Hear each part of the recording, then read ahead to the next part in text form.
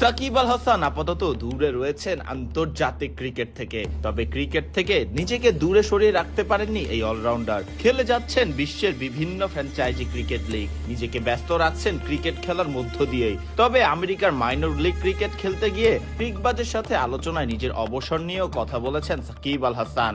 জানিয়েছেন এখনো ক্রিকেটের 3 ফরম্যাট থেকে অবসরে যাননি তিনি। শুরুতেই মাইনর ক্রিকেট লিগ খেলা উপভোগ করা নিয়ে সাকিব আল হাসান জানান তিনি বেশ উপভোগ করেছেন এই টুর্নামেন্টটি। এ বিষয়ে তিনি জানান, সত্যি বলতে আমি খুব উপভোগ করেছি। অনেক লোকাল প্লেয়ারদের সাথে পরিচয় হয়েছে, অনেকের সাথে দেখা হয়েছে যাদের ক্যারিয়ারের শুরুর দিকে দেখেছিলাম। অনূর্ধ্ব 19-এর দিনগুলোতে ফিরে গিয়েছি। ছোটবেলার মতো এমন একটা ক্রিকেটেও পরিবেশ পেয়ে খুব ভালো লেগেছে। মনে হয়েছে আগের সময় কাটাচ্ছি আবার।